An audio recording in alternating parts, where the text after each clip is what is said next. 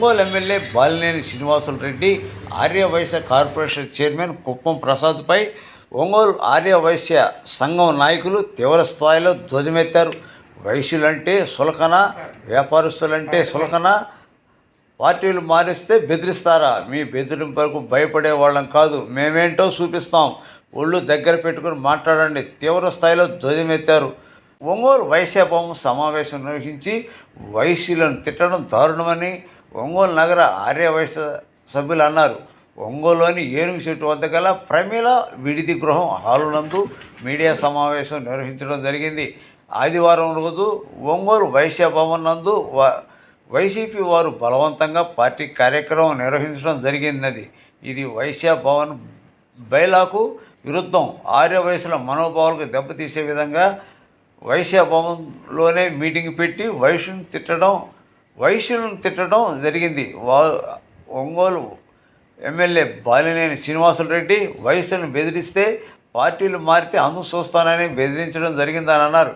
ఈ కార్యక్రమంలో Ongole corporation chairman Kuppam Prasad ఆధ్వర్యంలో వైశ్యభవన్ నందు వైసీపీ మీటింగ్ జరపడం జరిగింది. దీనికి కుప్పం ప్రసాద్ వైశ్య జాతికి క్షమాపణ చెప్పాలని, 30 రోజుల్లో వైశ్యులందరూ కూడా ఒంగోలు మాజీ ఎమ్మెల్యే దామచర్ల జనార్దన్కి తెలుగుదేశం పార్టీకి అండగా ఉండి పార్టీ గెలుపునకు కృషి చేస్తామని, ఇలాంటి బెదిరింపులకు బెదిరిపోమని చెప్పడం జరిగింది.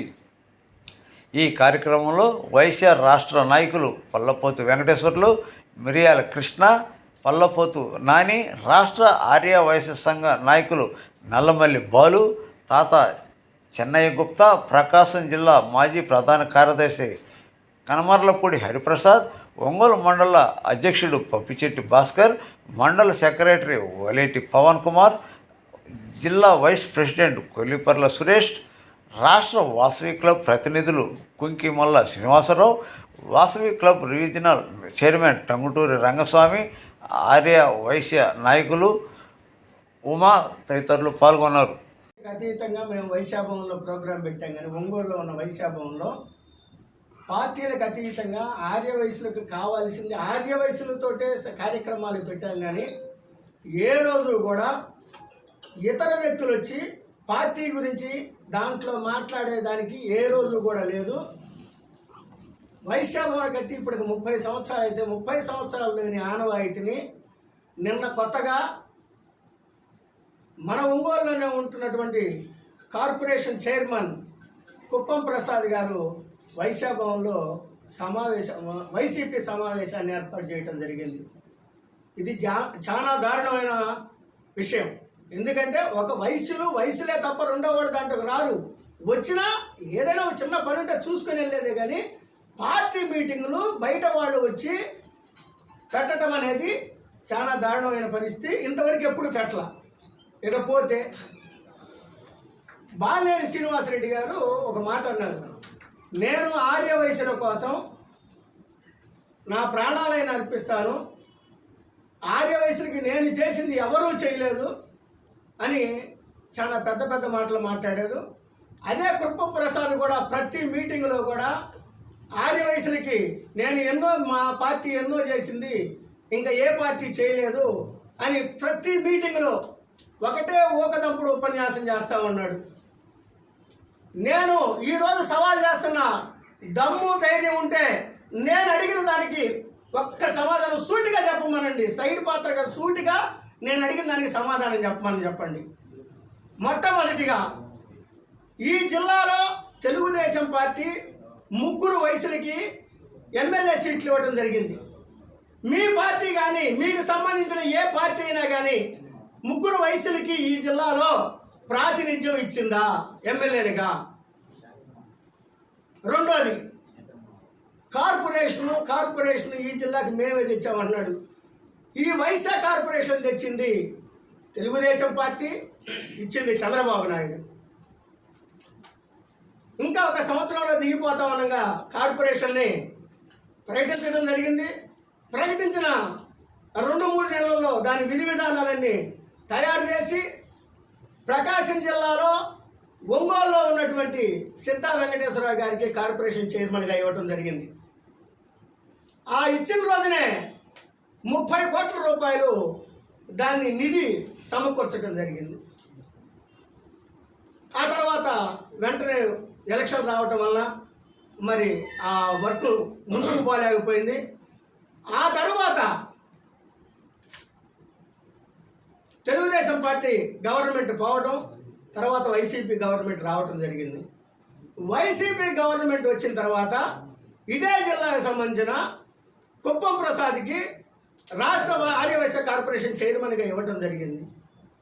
ఆయనకి వైశ్య కార్పొరేషన్ చైర్మన్గా ఇచ్చి 5 సంవత్సరాలు ఇప్పటికీ. కార్పొరేషన్ చైర్మన్గా ఉండటానికి 2 సంవత్సరాలు టైం ఉండేది. పాపం ఫస్ట్ 2 సంవత్సరాలు కాలయాపన చేసి అది ఇదని చెప్పి మభ్యపెట్టి అతను దిగిపోయే టైంలో 300 కోట్లు నేను మా మంత్రి గారు ఇస్తున్నారు అని మభ్యపెట్టే మాటలు చెప్పడం జరిగింది కరోనా టైంలో. ఆ 2 సంవత్సరాలు అట్లానే పోయింది. 300 కోట్లు కాదు, 30 రూపాయలు కూడా దానికి తేలా. అలానే మళ్ళీ 2 సంవత్సరాలు మళ్ళీ అట్లానే ఏదో ఒక మభ్య పెట్టి మళ్ళీ 2 సంవత్సరాలు గడుస్తూ మళ్ళీ అతను పదవి పోయే టయానికి 1000 కోట్ల రూపాయలు ఈ వైశ్య కార్పొరేషన్కి ఇప్పిస్తున్నాము అని చెప్పి మళ్ళీ ప్రకటన చేశారు. 4 సంవత్సరాలు అట్టే పోయింది. మళ్ళీ ఇంకో సంవత్సరానికి కూడా ఎక్స్టెన్షన్ చేసుకున్నాడు. 5వ సంవత్సరం కూడా పూర్తిగా వస్తుంది. ఇంతవరకు వైశ్య కార్పొరేషన్కి 5 నయా పైసలు తేకుండా ప్రతి మీటింగ్లో ఈ యొక్క వైశ్య కార్పొరేషన్ చైర్మన్ ఓకదంపుడు ఉపన్యాసాలు ఇస్తూ ఉంటాడు. నీకు దమ్ము ధైర్యం ఉంటే ఈ రోజుకి ఏమైనా ఒక్క 5 పైసలు వైశ్య కార్పొరేషన్కి తెచ్చావా? నువ్వు కానీ, నువ్వు చెప్పుకున్న నీ మంత్రి కానీ 5 సంవత్సరాల నుంచి ఆ వైశ్య కార్పొరేషన్కి రూపాయి తేకుండా వయసులకు మేము మేలు చేసామని చెప్తారా? ఏ రకంగా మేలు చేశారు మీరు? ముందు దీనికి సమాధానం చెప్పాలని తెలియజేసుకుంటూ, ఏదైనా వయసులకి చేసిందంటే తెలుగుదేశం పార్టీలని డంకాబద్ధంగా చెప్తూ విరమించుకుంటున్నాను. మేము చాలా స్ట్రాంగ్గా ఉన్నాం. ఇప్పుడున్న కమిటీ వాళ్ళు కూడా అదే చెప్పారు, పొలిటికల్ మీటింగ్ని ఒప్పుకోమని. దాంతోపాటు మేము అందరం చెప్పినా సరే వాళ్ళు ప్రజెంట్ వాళ్ళకు ఉన్నటువంటి మడబలంతో ఇవాళ ఆ మీటింగ్ అక్కడ పెట్టడం జరిగింది. ఎంత చెప్పినా కూడా వెళ్ళలేదు. అంత మదబలం అనేది పనికిరాదు. రెండవది, అందులో మా వైశ్యభవన్లో మీటింగ్ పెట్టి మళ్ళీ మా వైశ్యుల్ని తిట్టచ్చడం, అది ఎంత సిగ్గుచేటు అనేది వైసీపీలో ఉన్న ఆర్యవైశ్య నాయకులు తెలుసుకోవాలి. మమ్మల్ని మన వైశ్యభవన్లో పెట్టించడమే తప్పు అయితే మళ్ళీ మన వాళ్ళనే తిట్టించడం, ఇది ఐక్యతకి ఎలా గుర్తవుతుంది అనేది మీ పెద్దవాళ్ళు మీరే గమనించాలి. నేను బాలినేని శ్రీనివాస్ రెడ్డి గారికి చెప్పేది ఒకటే, ఆయన నన్ను జనార్దన్ గారు, దామచల జనార్దన్ గారు బెదిరించి నన్ను తీసుకెళ్లారు పార్టీలోకి అని అన్నారు. నేను దామచల జనార్దన్ గారు నాకు ఏ రోజు ఫోన్ చేయలేదు. నేనే స్వచ్ఛందంగా వెళ్ళి నాకు ఈ పార్టీ సిద్ధాంతాలు నచ్చినాయండి అని చెప్పాను. దానికి చెప్పడానికి కూడా చిన్న ఇది కూడా చెప్తున్నానండి. నేను 2018లో ఒక ఇండస్ట్రీ స్టార్ట్ చేశాను టీడీపీ హయాంలో. నాకు అన్ని పర్మిషన్లు వచ్చిన తర్వాత వైసీపీ గవర్నమెంట్ వచ్చింది. ఒక 1% పర్మిషన్, 99 పర్మిషన్ టీడీపీ గవర్నమెంట్ వచ్చినాయి. ఆ ఒక 1% పర్మిషన్ కూడా వైసీపీ గవర్నమెంట్లో నాకు పని అవ్వలేదు. నేను ఎన్నోసార్లు సెక్రటరియట్ చుట్టూ అక్కడ ఉన్నటువంటి ఇండస్ట్రీ హెడ్స్ ఎవరైతే స్టేట్ వాళ్ళందరూ చుట్టూ తిరగడం జరిగింది. కొన్ని 100 సార్లు తిరిగాను. ఎవరు కూడా దాన్ని సహకరించే పరిస్థితి లేదు. ఇండస్ట్రీలు అనేది లేదు. ఇళ్ళని కానించి మాకేంటి అనేవాళ్ళే కానీ ఇండస్ట్రీ ఒక వృద్ధి చెందుతుంది అనేది ఎవరికీ లేదు. అంటే మా దాంట్లో ఎదగాలంటే మాకు రిజర్వేషన్ ఉండవు. ఏదైనా డబ్బులు తెచ్చుకొని బిజినెస్ చేసుకొని మాతో పాటు ఉన్న మిగతా వాళ్ళు కొంతమంది ఉపాధి కల్పించడానికి లేదా తర్వాత తరాన్ని జాగ్రత్తగా చూసుకోవడానికి వ్యాపారాలు చేస్తాం. మనం చేసే వ్యాపారానికి కూడా ఎటువంటి దోహదం చేయలేదు. సుమారుగా ఒక 10 సంవత్సరాలు వెనక్కిపోయాం మేము. ఇది ఇండస్ట్రీ ఇవ్వనందువల్ల. ఇవన్నీ కూడా తెలుగుదేశం గవర్నమెంట్ వస్తే ఇండస్ట్రీకి ప్రోత్సాహం ఉంటుంది. అదేవిధంగా లోకల్లో జనార్దన్ గారు ఉంటే ఆయన కూడా చంద్రబాబు నాయుడు గారు అడుగుజాడలో నడిచి మా అందరికీ ప్రోత్సాహం ఇస్తాడు. మా వయసులో ఉన్న చిన్నవాళ్ళకు కూడా మంచి జరుగుతున్న ఉద్దేశంతో నేను జనార్దన్ గారి ద్వారా చేరడం జరిగింది. అదేవిధంగా బాలినేని శ్రీనివాస్ రెడ్డి గారికి చెప్పేది ఒకటే, మీరు సభాముఖంగా మీరు బెదిరించారు, జనార్దన్ గారు కాదు మీరు బెదిరించారు. ఎందుకంటే దాన్ని ఎవరైనా సరే ఈసారి వస్తే క్షమించడం, నేను ఊరుకోనంటే అది బెదిరింపు అవుతుంది. జనార్దన్ గారు ఎప్పుడు బెదిరించలేదు, ఇది మనసులో పెట్టుకోవాలి. మీ పక్కన ఉన్నటువంటి ఆర్యవైశ్య వైసీపీ నాయకులు వాళ్ళ వల్లే మా కులం మొత్తం దూరం అయింది. మీకు వైసీపీ ఎవరు కూడా వాళ్ళ టీడీపీ తప్పితే వైసీపీ దగ్గరికి వచ్చేదానికి లేదు. మీ పక్కన నిద్ర ముగ్గురే. ఎప్పటికైనా వాళ్ళు చెప్పుడు మాటలు మీరు వినకుండా మీరు గ్రౌండ్ లెవెల్లో ఆలోచించండి. మీ పక్కనే మా వైసీపీ ఆర్యవైశ్య కోవట్లు ఎవరైతే ఉన్నారో వాళ్ళని గమనించుకోండి. ముందు ఇది సభాముఖంగా విజ్ఞప్తి చేస్తున్నాను. Thank you. ఈరోజు ఈ సమావేశానికి వీచేసిన ఆర్యవైశ్య ప్రముఖులకు, మీడియా సోదరులకు అందరికీ కూడా నా నమస్కారాలు తెలియజేస్తున్నాను. ప్రస్తుతం ఒంగోలులో ఉన్నటువంటి రాజకీయ పరిస్థితులు, ఆంధ్ర రాష్ట్రంలో ఉన్న పరిస్థితులు కూడా చూస్తున్నట్లయితే ఒక కులాన్ని అడ్డం పెట్టుకొని, ఒక మతాన్ని అడ్డం పెట్టుకొని ఎటువంటి చెత్త రాజకీయాలు జరుగుతున్నాయి అనేది సోదరులందరూ కూడా చూస్తున్నారు. ప్రస్తుతం ఒంగోలులో తీసుకున్నట్లయితే ఒక ఆర్యవైశ్య కులం అనే దాన్ని అడ్డం పెట్టుకొని ఎటువంటి రాజకీయం చేయాలనుకుంటున్నారు మీరు అని చెప్పి నేను వైఎస్ఆర్సీపీ వాళ్ళని పత్రికాముఖంగా అడుగుతున్నాను.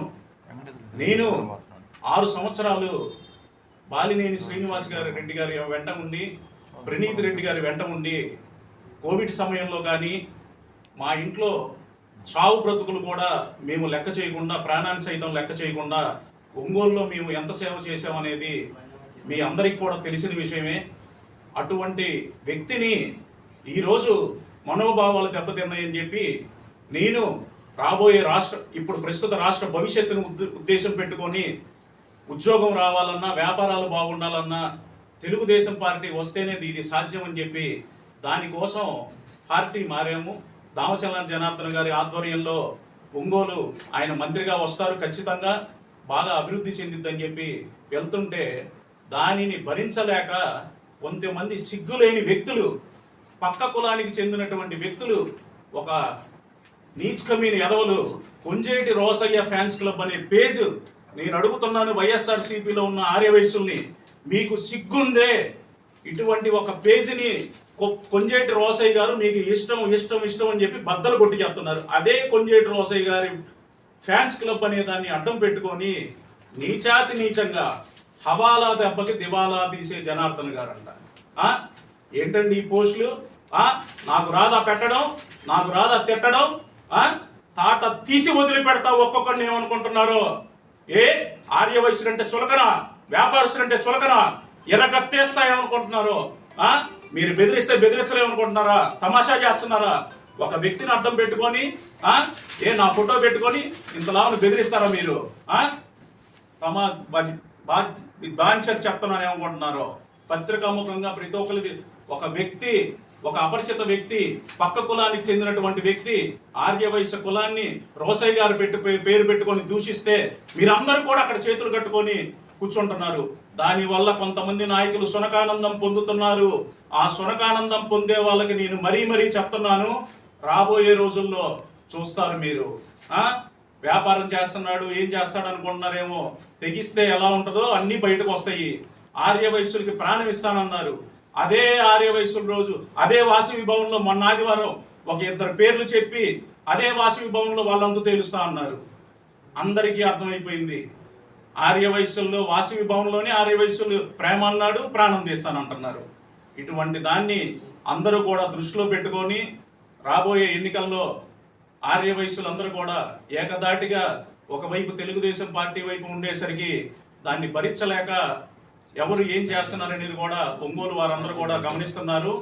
దీన్ని దృష్టిలో పెట్టుకొని వైశ్య సోదరులు సోదరీమణులందరూ కూడా రాబోయే ఎన్నికల్లో తెలుగుదేశం పార్టీని ఏకదాటిగా అఖండ మెజారిటీతో గెలిపించి చంద్రబాబు గారి నాయకత్వంలో దామచల్ల జనార్దన్ గారిని మంత్రిగా చూసుకోవాల్సిన బాధ్యత మన పిల్లల భవిష్యత్తు, వారి విద్య, ఉద్యోగం, వ్యాపారం, వారి భవిష్యత్తు అంతా కూడా బాగుండాలని చెప్పి ఆ దేవుని భగవంతుని మనస్ఫూర్తిగా కోరుకుంటూ సెలవు తీసుకుంటున్నాను.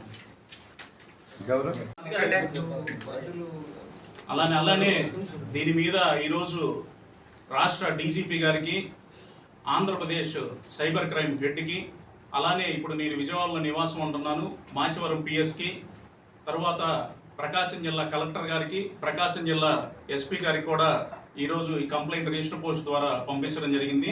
దీనిపై తగు చర్యలు కూడా తీసుకుంటారని చెప్పి నాకు విజయవాడలో మాట ఇచ్చినారు. దీన్ని దృష్టిలో పెట్టుకొని వారు కూడా మున్ముందు పెట్టే వాటి గురించి కూడా ఆలోచించుకోవాలని చెప్పి తెలియజేస్తున్నాను. జై వాసవి. ఇక్కడున్న ఆర్యవైశ్య పెద్దలకి, మీడియా మిత్రులకి ముందుగా నమస్కారాలు. నా పేరు మిర్యాల కృష్ణమూర్తి. నేను ఒంగోలు మండల ఆర్యవైశ్య సంఘ ప్రెసిడెంట్గా చేశాను. నేను సుదీర్ఘకాలం సుమారు 25 సంవత్సరాల నుంచి మన ఎమ్మెల్యే బాలినేని శ్రీనివాస్ రెడ్డి గారు, వారు ఎక్కడుంటే అక్కడ, వారు కాంగ్రెస్లో ఉంటే కాంగ్రెస్, వైసీపీలో ఉంటే వైసీపీలో, వేరే ఇది లేకుండా ఆయనతోటే ప్రయాణం చేశాను. ఏ రోజు కూడా మాకు గుర్తింపు రావడం కానీ, మేము అడిగిన పని చేయడం కానీ, మాకు పదవులు ఇవ్వడం కానీ ఏ రోజు మాకు ఎంకరేజ్ చేసింది లేదు. ఇంకా బాగా ఇబ్బంది పెట్టాడు. కులం పేరు మీద ఏంది మీరు కులం, మీ వయసులు మాకు ఎప్పుడు ఓట్లు వేశారు, మీరు ఎప్పుడు మాకు యాంటీగానే ఉన్నారు కదా అని నాకు ఎన్నోసార్లు పనుల మీద వెళ్ళినప్పుడు నాకు చాలాసార్లు అన్నాను. నాకు చాలా బాధ వేసింది. అది ఎన్నో పనుల మీద వెళ్ళాను. కొన్ని కారణాల వలన నేను ఈరోజు నాకు పార్టీ సిద్ధాంతాలు నచ్చి, జనార్దన్ గారి మనస్తత్వం నచ్చి నా అంతా నేనే వచ్చానే కానీ నన్ను ఎవరు ప్రలోభ పెట్టలేదు, నాకు ఇదేం చేయలేదు. మొన్న ఆర్వై సంఘం మీటింగ్లో నేను ఏదో వైసీపీ వాళ్ళు పార్టీలో చేరితే మేమేదో బెదిరించి మళ్ళీ వెనక్కి తీసుకొస్తున్నాం అని చెప్పారంట. మేము బెదిరించి వెనక్కి తీసుకొచ్చే వాళ్ళు వాళ్ళే నాయకులు, వాళ్ళతో వాళ్ళే తెలుసుకున్నారు. అక్కడ గుర్తింపు ఉండదు, పొరపాటు చేసామనుకున్నారు, వెనక్కి వచ్చేసారు. అంతే తప్పితే ఎవరు బెదిరించాల్సిన అవసరం ఏం లేదు. కాబట్టి ఆ తెలుగుదేశానికి బాగా ఆదరణ ఉంది. అందరూ కూడా ఇక్కడ ఆర్యవైశ్య జాతి మొత్తం కూడా ఈరోజు తెలుగుదేశం కావాలని కోరుకుంటుంది. తెలుగుదేశం ఖచ్చితంగా గెలుస్తుంది. దామచల జనార్దన్ గారు అత్యధిక మేయర్తో గెలుస్తారు. మన చంద్రబాబు గారిని సీఎంగా చూస్తాం. కాబట్టి మమ్మల్ని ఎవరు కూడా బెదిరించి పార్టీలో తీసుకురాలేదు. మా అంతటమే మేము వచ్చాము. ఇవన్నీ వాళ్ళు తెలుసుకోవాలి. వైసీపీ పార్టీ వాళ్ళు ఎన్నో సంవత్సరాలు చాకరీ చేశాము. ఆ చాకరీ అంతా కూడా వృధా అయిపోయింది ఈ రోజున. అందువల్ల పత్రికా మూలంగా చూద్దాం. ఇక్కడికి విచ్చేసిన మా ఆర్యవైశ్య సోదరులకి, ఈ సమావేశానికి విచ్చేసిన ప్రెస్ విలేకరులందరికీ కూడా అందరికీ నా నమస్కారాలు తెలియజేస్తున్నాను. ఈ అత్యవసర సమావేశం ఆర్యవైశ్యులు మీటింగ్ ఎందువల్ల పెట్టామంటే, మొన్ననే వైశ్య భవన్లో ఒక ఆర్యవైశ్యులు మాత్రమే సమావేశం నిర్వర్తిస్తుంటాము. ఆర్యవైశ్య ఏమన్నా పెద్ద పెళ్లి కార్యక్రమాలు కానీ ఏ సమావేశాలైనా అక్కడ నిర్వర్తిస్తుంటాం. అక్కడికి అలివిగాని వ్యక్తులు వచ్చేసి అక్కడ ఒక పార్టీకి సంబంధంతో పెట్టుకొని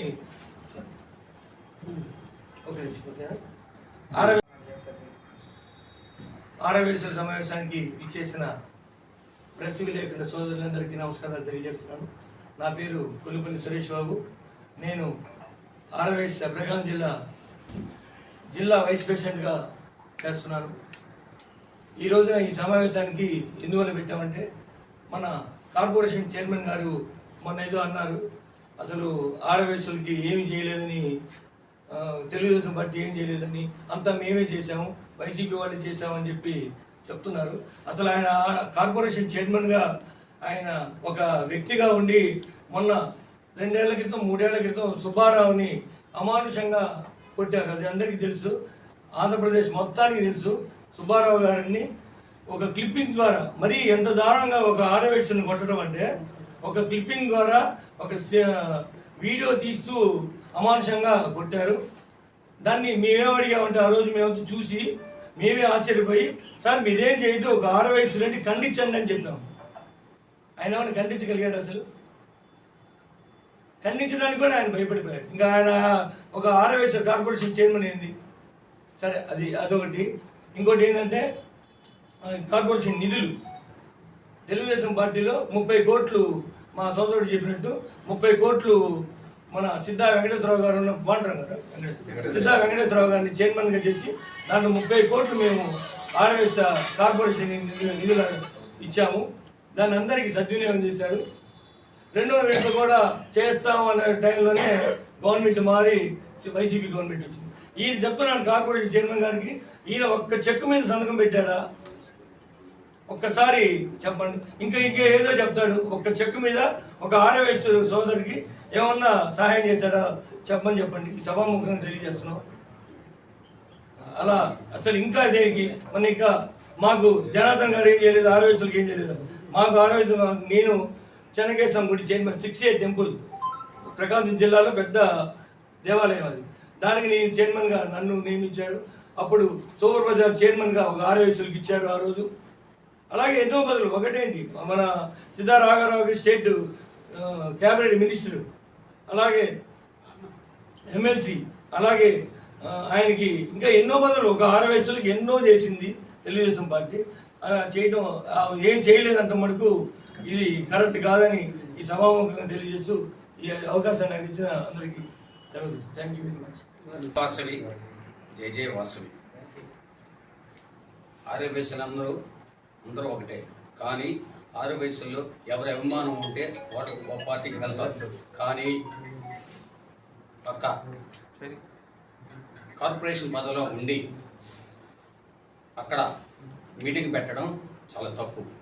ఆరోగ్య సంఘం నాయకులు పెద్దలు అందరూ కూడా అక్కడ పెట్టద్దు, మొదటి నుంచి మనకి సాంప్రదాయం లేదని చెప్పారు, కానీ పెట్టారు,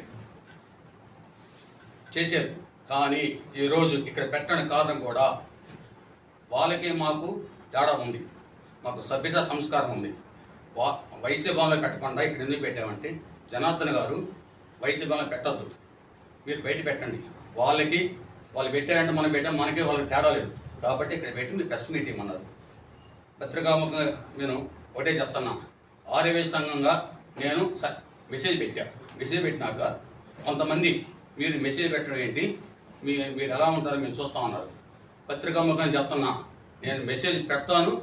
ఎక్కడ అన్యాయం జరిగితే ఆర్యవై సంఘంలో కానీ జిల్లా సంఘంలో కానీ ఏ జరిగినా కూడా నేను స్పందిస్తాను. ఆ విధంగా నేను స్పందిస్తున్నాను చెప్తున్నాను. మీరు ఈ విధంగా చేసినా కూడా ముందు కూడా నేను స్పందిస్తాను. కాబట్టి పత్రిముఖంగా చెబుతున్నాను, ఈ వయసు భవన్లో ఏం జరిగినా కూడా బయట వ్యక్తుల చేత మీటింగ్లు పెట్టినా, బయట వ్యక్తులు ఏం చేసినా కూడా మేము ఖండిస్తామని తెలియదు. ప్రెసిడెంట్గా ఉన్నాను, తెలుగుదేశం పార్టీ నగర ట్రెజరర్గా చేస్తున్నాను. నిన్న జరిగిన సిచ్యువేషను చాలా బాధాకరంగా ఉంది.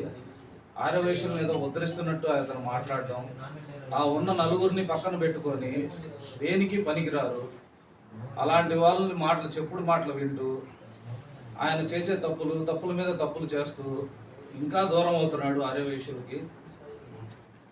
దామచర్ల జనార్దన్ గారి గురించి మాట్లాడే స్థాయి స్తోమతలు వాళ్ళకు లేవు.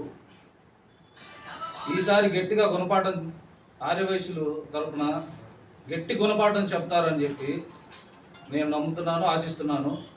ఈసారి అఖండ మెజారిటీతో ముందుండి నడిపించేది తెలుగుదేశం పార్టీని, దామచర్ల జనార్దన్ గారిని ఆర్యవైశ్యులే అని చెప్పుకోవడానికి గర్వంగా భావిస్తున్నాను.